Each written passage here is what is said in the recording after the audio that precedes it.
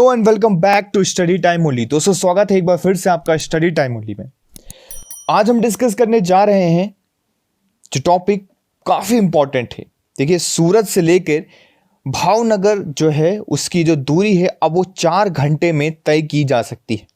मैं आपको मैप की मदद से इसको दिखाऊंगा और एक वीडियो अभी आप लोगों ने देखा होगा और उसमें आपको क्लियर कट चीज़ें समझ में आ गई होंगी और जो इंपॉर्टेंट चीज़ें हैं जो पूछी जा सकती हैं आपके एग्जाम के पर्सपेक्टिव से, आगे मैं उसको डिस्कस करता हुआ चलूंगा। तो चलिए स्टार्ट करते हैं विदाउट एनी डिले। कुछ हेडलाइन जैसे कि न्यूज़पेपर में आज ये निकल के आ रहा था, ये टॉप स्टोरीज बन के है, इसलिए मैंने इसको कवर करने की कोशिश की है। आप हमारे टेलीग्राम ग्रुप में ज्वाइन हो सकते हैं। वहाँ पे ज्वाइन होकर आप इसकी PDF और PPT को ले सकते हैं। साथ में ही www.studytimeacademy.com विजिट करके वहाँ से भी PDF को डाउनलोड कर सकते हैं और जो भी मटेरियल आपको चाहिए आप वहाँ से भी डाउनलोड कर सकते हैं। मैप में आप ध्यान से देखिए, ये गुजरात का इलाका है, इसको हम कहते हैं गुजरात वाला इलाका। तो ये यहाँ से पहले घूम के जाना पड़ता था। मैं आपको दिखा देता हूँ। देखिए यहाँ पे, यहाँ से घूम के ये जो है यहाँ ऐसे जाना पड़ता था। तो पहले इतना लंबा रास्ता तय करना पड़ता था जो कि काफ़ी समय लगता था इस रास्ते को तय करने में। अभी डायरेक्ट ये पोर्ट यहाँ पे, यहाँ से यहाँ बना दिया गया है। तो ये सर्विस जो फेरी सर्विस चालू हो गई है, जिसकी मदद से क्या हो गया, हमारा जो टाइम है वो रिड्यूस हो गया है। Clear. Connecting India through the waterways, हम कोशिश कर रहे हैं ज़्यादा से ज़्यादा वाटरवेज बनाए, ज़्यादा से ज़्यादा वाटरवेज को बढ़ावा दे, जिससे ट्रांसपोर्ट सिस्टम जो भी हमारा है बहुत ही ईजिली हो सके। जैसे कि यहाँ पे बताया जा रहा है कि 370 किलोमीटर का जो रूट था, जो कि 10 to 12 आवर्स में कंप्लीट किया जाना था, उसे हमने क्या कर दिया, रिप्लेस कर दिया है by 90 kilometre under the 4 our.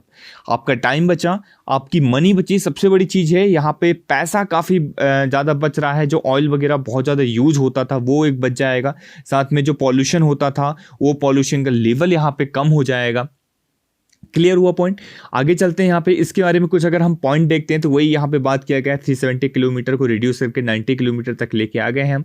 CO2 जो इमिशन है, जैसे कि अगर आप बस से, ट्रक से या फिर किसी भी चीज़ से अगर आप जाते हैं ट्रांसपोर्ट सिस्टम से, कार वगैरह से, तो आपको काफ़ी लंबा जो है पॉल्यूशन देखने को मिलता है, समय भी लगता है और पॉल्यूशन बहुत ज़्यादा इमिट होता है।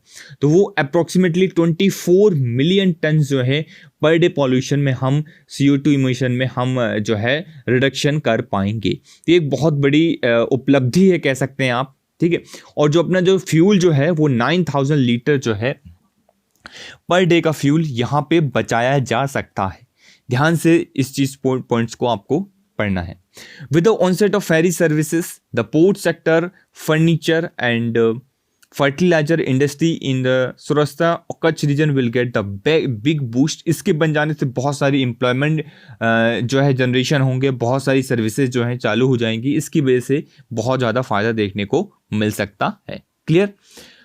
अब आगे हम बात करते हैं, जैसे कि ये अगर मैंने बात की है गोघाटा दहेज फेरी सर्विसेज, ये क्या है। 1995 में एक छोटा सा इन्फॉर्मेशन जो मैं आपको बता देना चाहता हूँ। 1995 में ये जनरली बोर्ड में इसके रिगार्डिंग जो है स्टार्ट हुई थी।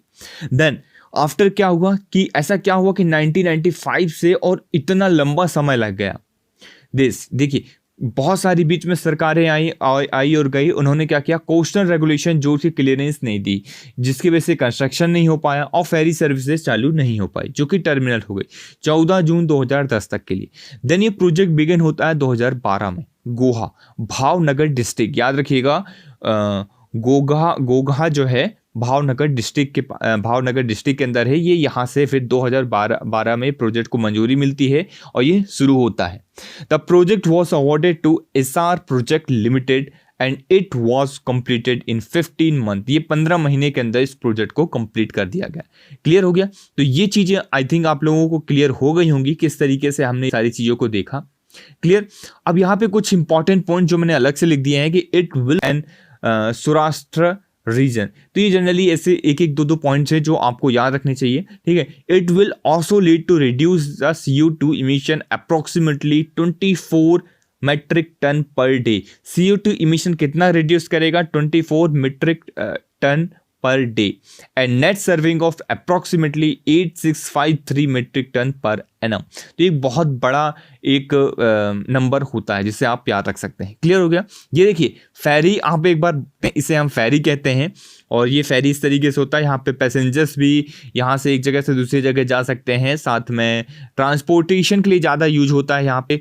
और बोट, अगर आपको डिफरेंस समझ में नहीं आ रहा हो तो ये इस तरीके से बोट होता है, ये बोट से बड़ा होता है, ये आपको क्लियर होना चाहिए। क्लियर हुआ? ये बोट से इस तरीके से बड़ा होता है। देखिए आज का डिस्कशन यहीं पे। Thank you very much for the discussion. अगर आप हमें सपोर्ट करना चाहते हैं तो यहाँ तो यहाँ पे आप हमें सपोर्ट कर सकते हैं। ये इस क्यूआर कोड को स्कैन करके जो कुछ भी आप कंट्रीब्यूट कर सकते हैं वो हमें सपोर्ट कर सकते हैं। साथ में www.studytimeacademy.com में विजिट करिए, एक बार ज़रूर वहाँ पे जाइए, विजिट करिए। साथ में देखिए हमने बहुत सारी आप लोगों के लिए सारी एनसीईआरटी आपको PDF मिल जाएगी, बहुत सारी चीज़ें वहाँ पे डाल के रखी हैं, तो वहाँ से आप फ़ायदा उठा सकते हैं। चलिए टॉपिक को ख़त्म करने से पहले एक बार नज़र मार लेते हैं कि क्या क्या चीज़ें हमने देखा था, फटाफट चीज़ों को।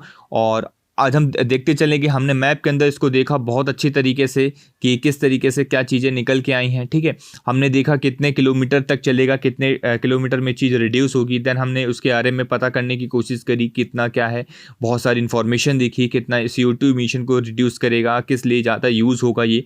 ठीक है, इस तरीके से हमने जो है इसके सभी इंपॉर्टेंट चीज़ों को हमने डिस्कस किया। हमने कुछ इसके पॉइंट्स भी देखे कि जो कि बहुत ज़्यादा इंपॉर्टेंट है, उसको हमने अलग से एक्सट्रैक्ट करके उसके पॉइंट्स को देखे। हमने फेरी देखा, फेरी और इसमें डिफरेंस समझा कि बोट में और फेरी में क्या डिफरेंस होता है, वो हमने देखा।